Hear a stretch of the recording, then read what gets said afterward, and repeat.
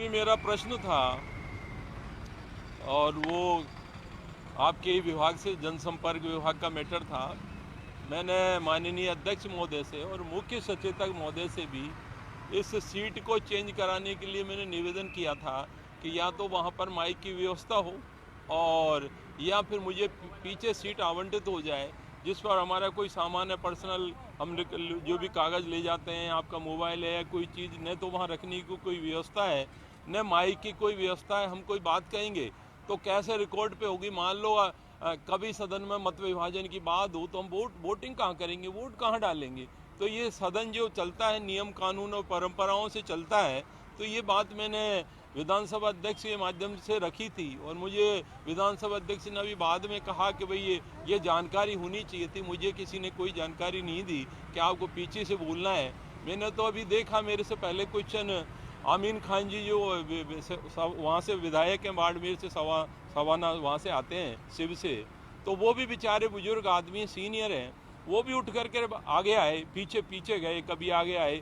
तो ये व्यवस्था मुख्य सचेतक की सरकार की तरफ से होनी चाहिए थी कि भाई हमें सीट अलॉटमेंट यहाँ की है, वहाँ पर हमें बैठने की व्यवस्था हो, बोलने की व्यवस्था हो।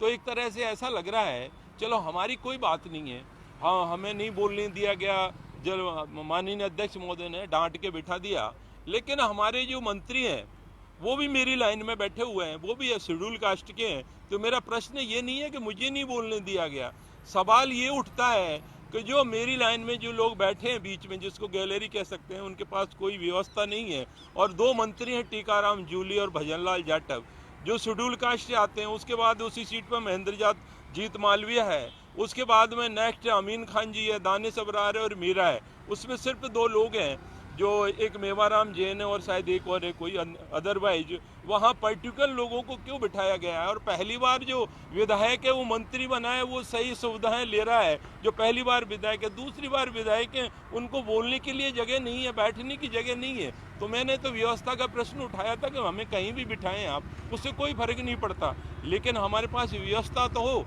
कोरोना की आड़ में ऐसा भेदभाव SC ST के लोगों के साथ क्यों किया जा रहा है भाई? आज 50 से ऊपर विधायक हैं SC ST के सत्ता में, तो उनके साथ इस तरह का व्यवहार क्यों? आज विधानसभा अध्यक्ष से आसन को पावर है, तो हमने आसन से ये कहा था कि हमारे अधिकारों की रक्षा कीजिए। हमने छोटी सी बात रखी थी कि भाई हमें माइक की व्यवस्था करवा दें, यहाँ पर हम बोलेंगे, कोई ज़्यादा बड़ी बात नहीं है, हमारे लिए कोई इतना नहीं है। और नहीं बोलने दिया गया तो कोई बात नहीं। हमारे जनता से जुड़े हुए मुद्दे थे, जो हॉस्पिटल जो रियायती दरों पे जो भूमि दी गई है, वो एक महत्वपूर्ण सवाल था सरकार से कि भाई रियायती दरों पे 10 साल के अंतर्गत कितने लोगों को ऐसी भूमि आवंटन की गई जिन पर आज तक निर्माण नहीं हुआ और उन भूमियों को आज तक निरस्त नहीं किया गया।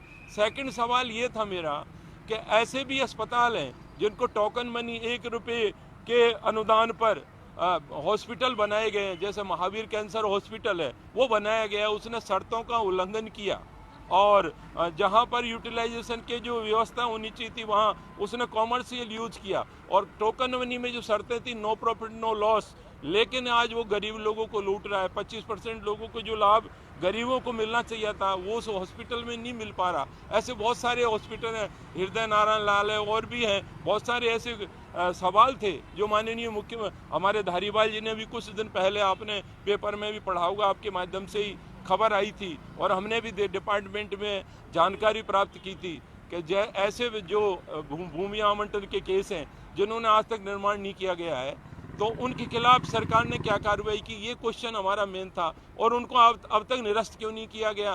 तो बड़े बड़े भूमाफिया जमीनों को दबा कर बैठे हैं, तो सरकार उनको कैंसिल क्यों नहीं करना चाहती? ये हमारा सवाल था, अति महत्वपूर्ण। लेकिन माननीय अध्यक्ष महोदय वो सर्वे सर्वा होते हैं, उन्होंने जो भी डिसीजन लिया वो ठीक है।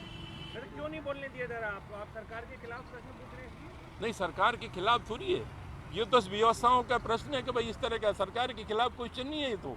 ये तो सरकार भी कार्रवाई कर रही है। धारीवाल जी ने खुद ने कहा है कि 15 दिन में रिपोर्ट दो और ऐसी जो संस्था हैं चिकित्सा संबंधित उनके खिलाफ सख्त कार्रवाई करें। सरकार ने कार्रवाई भी की है, 2 को निरस्त भी किया है। तो वो कार्रवाई जो बचे हुए लोग हैं जो इस भूमि आवंटन की आड़ में कहीं हाई कोर्ट चले गए हैं, कहीं और चले गए हैं, तो सरकार उनको नोटिस देकर ये तीसरी नहीं करे, उनको निरस्त करे, उनके खिलाफ उस भूमि को यदि हम किसी अन्य व्यवस्था में दिया जाता है या ऑप्शन जनरल किया जाता है, सरकार को एक अच्छी रेवेन्यू मिलेगी। बोलने का अधिकार क्यों नहीं मिल रहा है? बोलने का अधिकार तो माइक नहीं है, आज रिकॉर्ड कैसे होगा? हमने एक छोटी सी बात तो उठाई थी, लेकिन वो माननीय अध्यक्ष को जो पावर है उन्होंने उनका उपयोग किया, दैट्स ऑल। एसटी-एससी विधायकों के साथ भेदभाव क्यों किया जा रहा है, आपने कहा कि हाँ बिल्कुल, तो हम देख लो, आप पता कर लो, लिस्ट मंगा लो वहाँ से।